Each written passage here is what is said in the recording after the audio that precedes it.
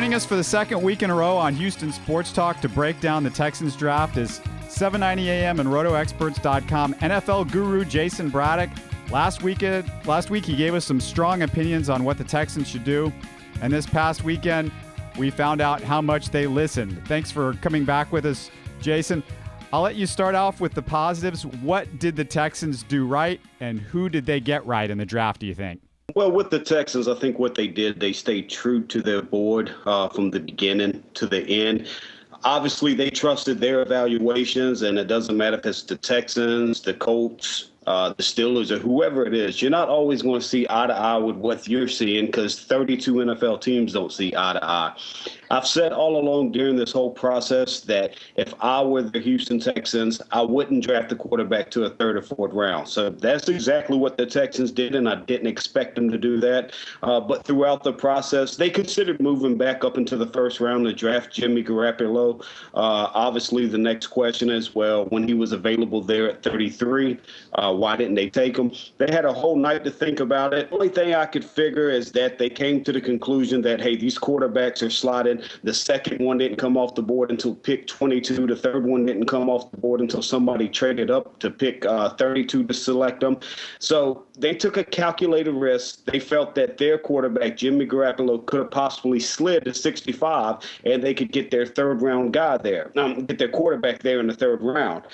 And with the second-round pick, they could fix the offensive line. A lot of people love Xavier Fuo. I had him ranked a little bit lower. Actually, a lot lower than what most people do. I think he's a very, very talented mauler in the running game. You immediately upgrade the running game. You fix the offensive line. It's complete in my mind because I think David Quessenberry can play the right tackle position, but they'll let all these guys get in there and compete at the right tackle position.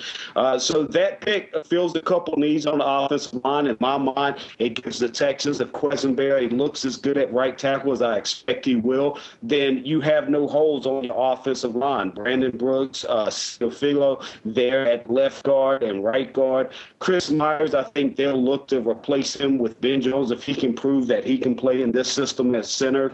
Obviously, the first pick, I won't spend too much time on it. All along, the only decision that you could make wrong with the first pick was not take Jadeveon Clowney. I'm sure they had some offers that tempted him, but at the end of the day, common sense won out, and they took Jadeveon Clowney. Now you pair him with J.J. Watt, and you immediately upgrade your defense at all three levels, just because it adds more level, more pressure up front. So that right there increases the backside of it. Jumping down to the third round, you took a tight end as C.J. Fedorowicz. This guy's exactly what the Texans needed. When they opened the season, they needed a wide tight end, a guy that's number one ability is blocking, but he had soft hands and ability to catch. That describes this tight end. He was my number 4 rated tight end. I don't want to get too nitpicky here, but for me, if you knew you were going to get that guard to fix your offensive line, or take a tackle and leave Quessenberry at guard, then if that was the thinking, I would have liked to see him go Austin Seferian-Jenkins at 33, come back and get that guard at 65. That being said, they still got one of the more talented dual threat tight ends in the draft, and before they made a run on that position. Obviously, a home run, grand slam, three-pointer, whatever you want to call it, is getting Lewis Nix there in the middle of the third round. This is your true nose tackle. A lot of people say he's a 2-down nose tackle. I saw the ability with taking health out the question. As long as he can stay healthy and stay in shape, I think he has the ability to be a 3-down nose tackle, but he doesn't have to be that guy. Obviously, in the fourth round, the quarterback they took was Tom Savage. He's the guy at 1. Jimmy Garoppolo wasn't there. All along, I said the top 12, 15 guys there's not huge separation in. So when Garoppolo wasn't there, that's the guy they could have brought in to start, run their offense, and he could have played this season. After they didn't get Blake Bortles, who was their number 1 guy, Garoppolo their number 2 guy, the next guy they had their eye set on was one of these big arm, has all the tools type quarterbacks, but that's extremely raw. You can work to develop. Logan Thomas went out the window because he's got 3-4 years of playing time, and he still has so many questions and still so raw. overall. Tom Savage took 3 years off without throwing a football, and while I hated his value there in the second and third round where people were mentioning him at, to get him there at the late fourth, almost into the fifth round, you get your developmental quarterback. You're not tied to him. If he doesn't show any growth before next year, then you start back over. You fill all the holes and needs at other position, and you go get your quarterback of the future in the first round next year. Hopefully that class would have better signal caller options. If Bill O'Brien, which he feels he can mold Tom Savage into his franchise quarterback, then you use a late fourth round pick and get your franchise quarterback and fill holes all over the rest of the defense. Got a couple guys in the secondary on day 3. Andre Howe. He's a smart Vanderbilt kid that plays best in zone coverage. He bites on the play fakes a little bit too much. I saw him get caught with a couple of sluggos, the slanting goes. And then they got a cornerback who I had rated right below him, Marcus Williams, out of a small school, North Dakota State, that I had them ranked 22 and 23 amongst the cornerbacks in this draft. So both of them have the ability to play in corner. Neither one, I think, that great at tackling. I don't think they have their mindset on coming up and just, securing the tackle at all time. Decent coverage skills. I think Marcus Williams probably better in man coverage, where Andre Howe is better in zone. And Marcus Williams has the ability to play zone. The safety, Mr. Relevance, probably the most freakish, talented Mr. Relevant there's ever been. 6'3" guy, 4'3" speed. I think it's like 38, 39-inch vertical jump. He's got the speed, 220 pounds. He'll be a special team ace day one. You hope that you can fix his angles, because he does take a lot of poor angles. He doesn't have any instincts when he plays the game. So they hope that Romeo Crennel can do with this Memphis kid what he did with another Memphis kid, Dontari Poe, who was just an athletic freak that Romeo Crennel molded into the number one nose tackle in the NFL. And they hope they do the same thing with this free safety here. What about Tom Savage? Because that's what everybody's going to be talking about, the quarterback situation. My feeling going into the draft was don't put the dirt on Case Keenum's grave just yet. I don't see Tom Savage as any better than Case Keenum. Yeah, he's a fourth-round pick, but what Case Keenum did in college and what Tom Savage did in college, it's night and day. I mean, Case Keenum had a lot better career, and Case Keenum, the stuff that they're criticizing Tom Savage with is the same stuff that Keenum got. And I know he was 0-8 or 0-10 in those games, but we all know what he had to work with. What do you think about that? Was it worth even taking a quarterback if Tom Savage was the guy that you're going to go with?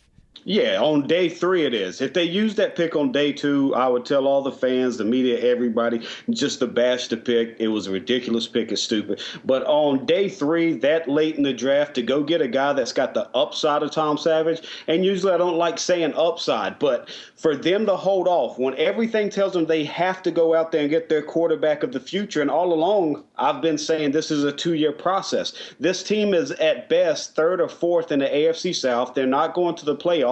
So fill the holes at the position of needs. If they didn't get a quarterback in the 4th round, I would have been fine with it. But you get a guy who, you got to remember, Bill O'Brien took Matt McGloin and molded him into a guy that, even though he was undrafted, went and started and won NFL games. This guy didn't even show that type of potential before Bill O'Brien got to Penn State. You give him Tom Savage, and he has all the tools. He has a big arm. He shows at times moments of clarity, but he does have huge question marks. That's why I couldn't understand all the talk about him being a second-round pick. But to get Tom Savage at the bottom of the 4th round, as opposed to a top 40 pick where people, the buzz and everybody was saying he would go in this draft, I have no problem with it. Because you're going to go into the season with Ryan Fitzpatrick as your starter. You're going to allow Tom Savage to see if he develops. And if the Texans are 2-6, 2-8, throw Tom Savage in there, see what he has, give the fans something to watch, a big arm. Because this fan base, by the middle of October, November, they're going to be so sick of Ryan Fitzpatrick not being able to complete a pass over 15 yards that they would love to see this gunslinger come in there. And they wouldn't even care to see him throw 3 touchdowns and and 3 interceptions just because they'd like to see the go route be actually opened back up. Ryan Fitzpatrick throws one of the ugliest deep balls I've ever seen in my life. I had to come home after minicamp last week and pour bleach in my eyes to just get the visual image out of my head of how ugly that deep ball is of Fitzpatrick. That being said, he's a physician. He just cuts people up with inside 15 yards. Sounds similar to Teddy Bridgewater. So when I started talking to people in the organization and found out when they were considering trading back up in the first round,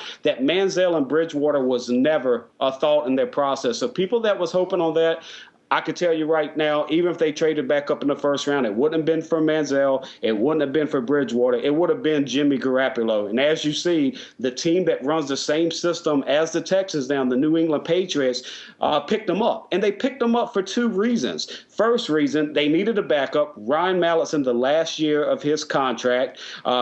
They know they're not going to re-sign him, so get you another guy that you're going to get at cheap with the new CBA at a cheap rookie wage scale there in the late second round. The second thing it does, now that they have their backup of the future, it gives the Patriots more leverage to force the Texans' hands to trade Ryan Mallett because there's no other team interested in Ryan Mallett. And all the reports you hear from ESPN, NFL Network, even the local papers are going to tell you, Rick Smith came out and said that there's been no talks with the New England Patriots about Ryan Mallett. I can tell you 100% beyond a shadow of a doubt with fact, my source inside the organization, there was talks for 2 days during the NFL draft about getting Ryan Mallett. The Texans were offering a 6th-round pick and even a future 6th-round pick after they got into day 3 of the draft. The Patriots all along wanted a 2nd-day pick. The Texans, just like they said with pick 1 and pick 33, they were willing to trade in this draft veteran players or picks, but it had to be at their cost, and they wouldn't move it. On day 3, they were still thinking about trading for Ryan Mallett, but they didn't expect Tom Savage to get there. Bill O'Brien loves Savage. He thinks he can mold him. He thinks he can fix a lot of the mistakes in his game, and he thinks he's got a franchise quarterback there. That being said, while they said the deal is dead now with Mallett, I tend to believe with how much they've gone back and forth in New England, knowing they have to move them, it's still something to watch. And the conversations wasn't just about Ryan Mallett to come in. There's also been talks about bringing in Brian Hoyer and Matt McGloin, people that Bill O'Brien's had relationships with either through the Patriots or through his time at Penn State. Yeah, Hoyer would be interesting, definitely. And we'll keep all that in mind. One quick thing I wanted to ask you about, Fedorowicz, the tight end, primarily known as a blocking tight end. He isn't known for having great hands or great speed or anything like that. And I'm also wondering, why go with the guy like that in the 3rd round and not anywhere in the draft do you see the Texans drafting a middle linebacker, and you have Cushing coming off an injury, and what else do they have? I'll start with the inside linebacker position, because if you want me to give you something where the Texans just truly drop the ball, it's at 2 positions, and they intertwine there in the 6th round. First position's running back, second position's inside linebacker.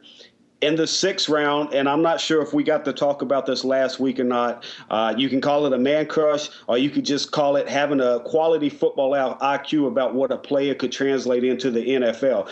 Either way, I'm fine with it. But Jordan Zumwalt from UCLA, for him to be available in the 6th round, and then for the Texans to have a need at a running back that can be an every down back, and then to take Alfred Blue, you add to the problem of why you would draw criticism, because as I tweeted out, Albert Blue didn't rate inside of my top 729 running backs in this draft. Storm Johnson was available. And if they're comfortable taking a character risk, I don't know if Bill O'Brien's going to get Bob McNair and Rick Smith to budge from the good old boy ways of if they got any character issues, we won't take them. To tie it into another former Texans player, Isaiah Crowell, when it's all said and done, even though the Browns signed Ben Tate to a free agency contract and drafted Terrence West, Isaiah Crowell will be the starting running back in Cleveland at some point this season and do a very good job at it. The Texans took Alfred Blue. Not to say Alfred Blue's not a good running back. He's got some talent to him. He's a big size, 6'2.5", 230-pound running back, 225, around there. I'm sure they'd love to see Eddie George, and if they squint and turn their head sideways, they probably do see Eddie George. But realistically, he's a guy that is at his best on the outside zone play following a fullback. And that fullback just happens to be J.C. Copeland, 260-pound fullback, and he gets out there and he follows his lane. So if you want a guy that's going to do his job, follow his lanes, be patient, then Alfred Blue's your guy. But he runs upright through the holes. He'll have some fumbles in the NFL because he won't be ready for those hits, and he's not going to do anything exceptional. Now, they did fix this offensive line, so if they're just wanting a guy that can hold onto the ball and has good size and can catch the ball out the backfield and just does what he's supposed to do, then Alfred Blue's your guy.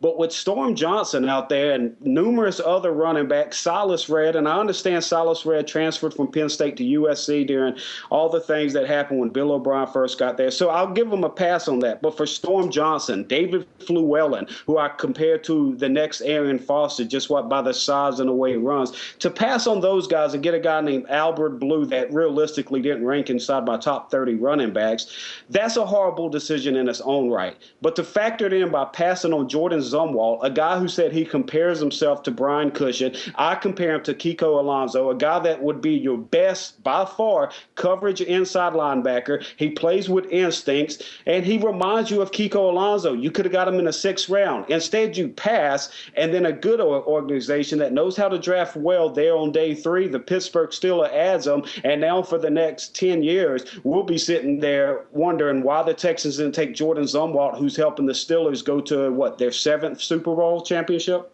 I liked a lot of the things the Texans did overall. My biggest concern and my biggest criticism came on day 3, and like it kind of as you touched on, I don't think I guess they were following their own board, but from what I saw, it didn't seem like they got great value from the players they took from where they took them. Putting Savage aside, some of their 6th-round picks, you had Jeffrey Pagan, the defensive end from Alabama. All the sites I looked at had him rated as an undrafted free agent. Same thing with Alfred Blue. I don't see why, especially once you get in there into the 7th round. There's a lot of needs that went unaddressed. I mean, you had Christian Jones, the linebacker from Florida State. Shane Scove ended up being an undrafted free agent. Terrence Mitchell, I think, went in the 7th round, the cornerback from Oregon. I just didn't see a lot of – they took some guys that maybe have some potential, but they took them, I thought, a little too early and over in other positions that were bigger needs.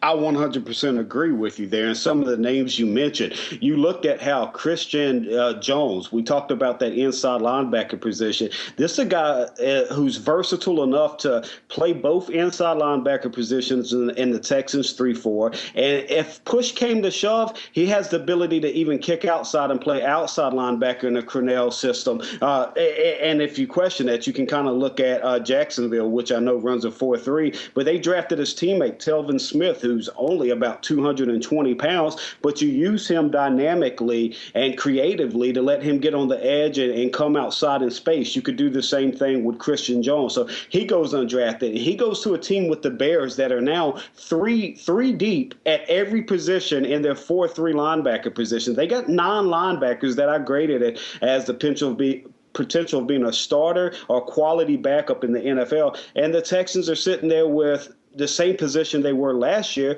where they're either going to have to trade or hope one of these guys, like an undrafted free agent last year, Justin Tuggle, comes in and bounce from outside to inside to outside to back inside, or move Brooks Reed and Trevardo Williams inside. I really don't know what their thought process is on that, because like you said, when you're sitting there in the 7th round to trade a future 6th-round pick to get in back into this 7th round would have made too much sense for me, especially when you had teams with, I believe the Cowboys had like 4 or 5 picks in the 7th round. If you could have traded a future 6 for 2 of those 7th round picks and picked up some guys like Shane Scove, who's now gone to San Francisco, and I'll guarantee to you right now, rarely do I guarantee, but I'll tell you on this podcast right now, Shane Scove will have a better career for the 49ers at inside linebacker than Chris Borland. They got Shane Scove as an undrafted free agent inside, and they wasted a draft pick on Chris Borland. And I can tell you right now, with what I see on tape, Scove will be a better inside linebacker for the 49ers throughout his career. Borland might be off the roster in 2 to 3 years, unless he just is a dynamic special team player. You talked about Terrence Mitchell. Brian, I know me and you talked about Mitchell throughout this whole draft process. This is a guy who doesn't have great long speed, but he's almost 6 foot tall. He's got the best hips and feet in the whole draft as far as cornerback. So this is a guy who ran 4.4 speed. It doesn't translate as far as in coverage on long speed. You don't need it to. You take a 6 foot guy like that, place it down in nickel coverage, down there in the slot, dime packages, however you want to use them. You got a guy that's shifty enough and fast enough to translate against any slot receiver, and at the same time match up against any of these move tight ends that are out there, whether it's Jimmy Graham or Rob Gronkowski, Dwayne, or keep it in a division, Dwayne Allen and Kobe Fleener. You got a 6 foot slot nickel corner that can cover those guys, whether it's big and tall and fast or short and shifty. And so not to use a 7th round pick on him or Scove or Christian Jones, it left me scratching my head. And I think definitely in the 6th and 7th round is when the Texans draft really started to fall off quite a bit. And you mentioned Pagan real quick. I'll mention this. The guy's raw, 310 pounds. When he gets his technique right, he definitely pushes the pile. He has a rush, but he's constantly dropping his head. 9 times out of 10, his technique is all wrong. He doesn't have any pop in his hands. When he finally does get low pad level, his butt's too high. And it's the rare time, 1 time out of 10, that you see him get the butt low, get the pad level low, and he pushes 2 mans in the pocket and he benches off. But that's so far in between that it makes me question, what did you see in a guy like Jeffrey Pagan that you didn't see in a guy like George Yuko? George Yuko's another 5 technique I watched out of USC, and throughout this whole process, I compared him to Cam Jordan. So the Saints must have saw the same thing, because as an undrafted free agent, the Saints pick up George Yuko to put him with, you guessed it, Cam Jordan. One thing I did love about what the Texans did, beyond the players they actually drafted, beyond the names that we've talked about, is they seemed to go into the draft with definitely a clear strategy in mind. When you look at all their early round picks, Clowney, Nix, the tight end from Iowa, Xavier Su'a-Filo, and even some of the later round picks like the fullback from Auburn, Jay Proche, and Pagan, as you just mentioned, the majority of their picks were all guys that when you talk about them are described as physical, tough players who will make their impact around the line of scrimmage. So it really seemed like they had a plan for how they wanted to shape this team. And maybe we disagree with a few of the players they chose to execute that scheme, but it seems like they went into it trying to make the team a more tough, physical team, and that's what they went out and got. They definitely did. And I think you look at their first 4 or 5, maybe even 6 picks, I think they accomplished their goal there. You get a guy like Jadeveon Clowney. The rest of the draft, after you got Clowney, you're just playing with the house's money, because you got a special, unique guy there, and you add him to a special, unique guy in J.J. Watt. A lot of people's been talking through this whole process about how Clowney doesn't fit and talking about how J.J. Watt don't fit. Both of those guys fit in any defense. I don't care if you run a new made-up defense called the 2-9 defense, where you only have those 2 up front and drop 9 in the coverage. It's going to be the most dynamic defense you've ever seen. That's how talented those 2 guys are. Then we'll call him Xavier XSF, just to save ourselves. Professor X. Let's go X. Okay. Yeah, so you got Professor X there, and in my mind, you line him up at left guard, and you move Quisenberry out the right tackle, who's added some weight this offseason. The offensive line's complete. If Quisenberry plays up to the level of what I graded him last year, and I actually had him rated higher than Brennan Williams as an offensive tackle in last year's draft, if he plays to that grade that I gave him, then this offensive line, barring injuries, is complete. It's young, it's physical, and it's dominant. It would lead to be one of the best run-blocking offensive lines, and if you could get your running backs to stay healthy with Arian Foster, Andre Brown, even Alfred Blue, and the younger guys, shiftier guys like Ray Graham, Jonathan Grimes, and Dennis Johnson, whichever one of those 3 rises above the rest, I think your offense becomes more dominant. And then your quarterback, whether you go with Ryan Fitzpatrick, you trade from Mallett or Hoyer or Savage, let's just go best case scenario, Savage over the next 3 months grows and develops beyond belief, and he's your starter. What he didn't have at Pittsburgh was an offensive line at all. You just took that out of the equation with one pick, allowing another guy to shift and plugging in a rookie who's ready to go. Does he have holes in his pass protection? Yeah, exactly. He does. He does, just like Greg Williams, who was the number 2 pick in the draft. So you increase your running game with that pick. You give a soft, secure pocket for a rookie or your vet, whoever it is. And if it's Mallett, a guy with limited pocket mobility, you give them the protection and the comfort to go through their reads and get the ball out to Andre Johnson, DeAndre Hopkins, Mike Thomas, or these 2-3 tight ends that you have here now. So I like what they did up front. Obviously, the Lewis Nicks, for him to be there at 83, that's something that had me scratching my head. I had him as one of the top 10 picks in this whole draft class. So that makes me wonder, did they get a medical report that hasn't been released to the media, which is highly likely. That happened with Daquan Bowers a couple years ago.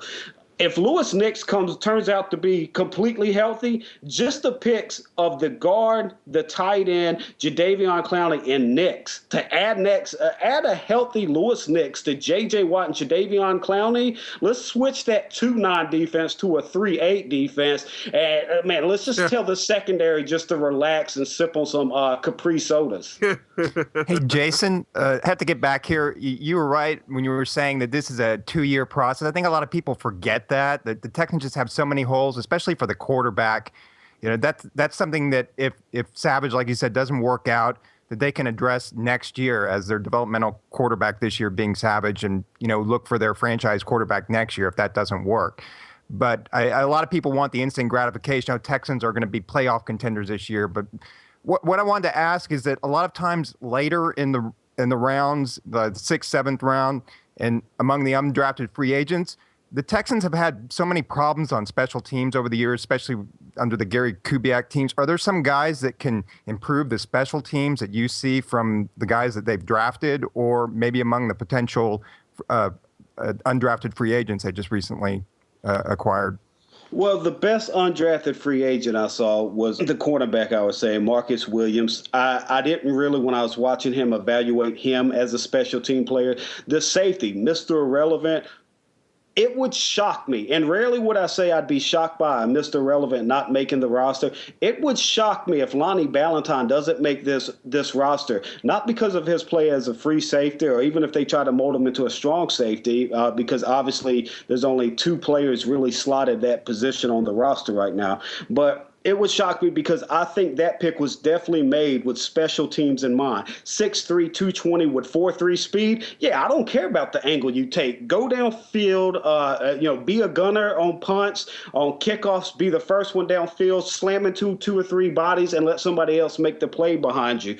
And now that you mention it, that makes me question if the pick of Jeffrey Pagan, who's not the most athletic guy, but you need a big body, a 310-pounder that moves all right, going straight ahead speed. That could be a special team, one of those big body up fronts. And Alfred Blue, maybe they viewed him at 6'2", 225, 230 pounds as a special team player. So all that would make sense, because when you look at the draft, and what they always tell you is that first round are supposed to be your Pro Bowler, Hall of Fame picks, those guys that you try to get. Second and third rounds are supposed to be starters that could come in and start, maybe not year 1, but by year 2, year 3, these are starters and valuable picks. Fourth round, fifth round, these are guys that you hope could be like a backup, a career backup that could help out special teams. 6th, 7th rounds, those are your special teamers. So if you think about it in that aspect, then you can't really be too upset with the Texans draft top to bottom. But if you think about it with what else was still on the board, and that with how deep this draft was and how they could have actually plug starters in there with Jordan Zumwalt, Shane Scove, Kristen Jones. That's 3 guys that could start in the NFL just at the inside linebacker position. So that'll give the listeners an idea of what type of talent was still available. But to your point, yes, I think special team was definitely on their mind, because a lot of people think the NFL is just about offense and defense, when all of us on this podcast know that third piece to the puzzle is special teams, and it's been lacking in this city for a long time. Jeffrey Pagan, I believe, did also block a punt. So if that means anything for special teams, if he could do that down the road. But Rick Smith, does he save his job with this draft? Is it as simple as Clowney just working out? And you're so confident in Clowney working out and being as great as everyone says he is. Does that mean Rick Smith saves his job? Because if Clowney is what you say he is with J.J. Watt, I mean, all of a sudden that makes your defense pretty darn dangerous when you add in a guy like Nix. I think Rick Smith's job safe, unless the Texans go out and go 0-16, 1-15, and I don't think they'll do that because they got the luxury, and I use luxury loosely, but they got the luxury of playing the softest schedule in the NFL due to being the worst team last year. So to playing all those bottom feeders in the league, that's the rest of the AFC, and playing the other teams in the AFC South, that's got a lot better. I mean, if you looked at Jacksonville's draft, they really knocked a home run the last 3 days, and they did well in the undrafted market after the draft ended.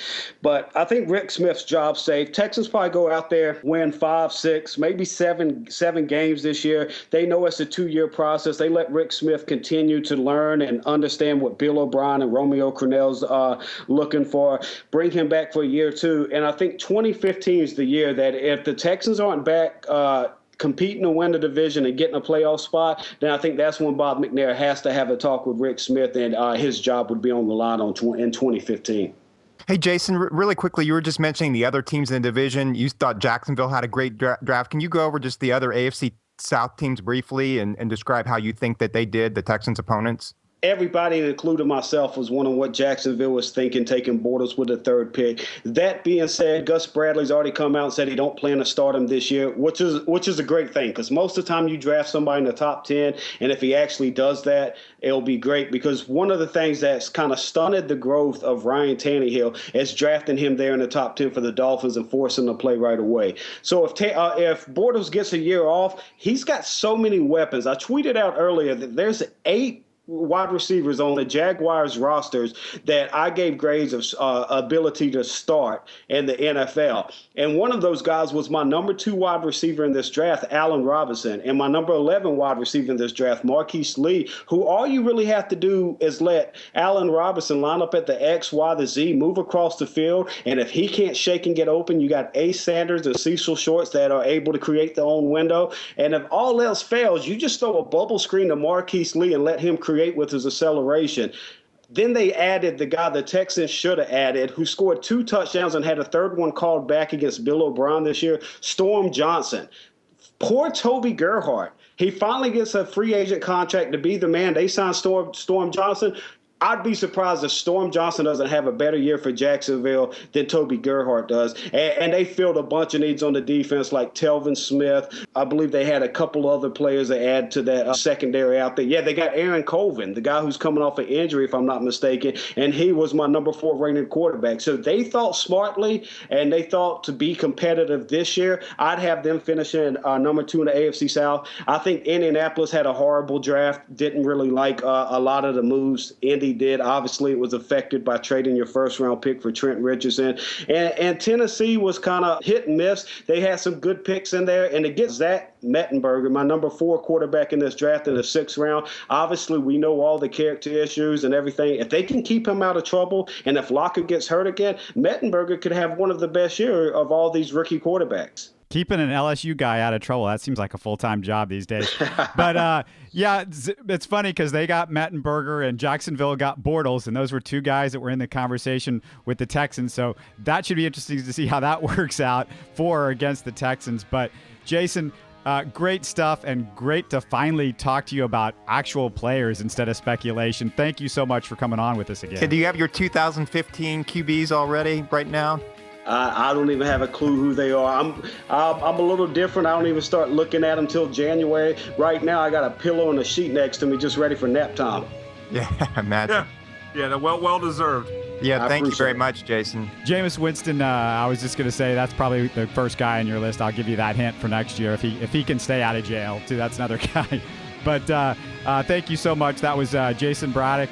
And you can catch him on rotoexperts.com as well as on 790 AM Houston Sports Talk. You can find all of our interviews on houstonsportstalk.net.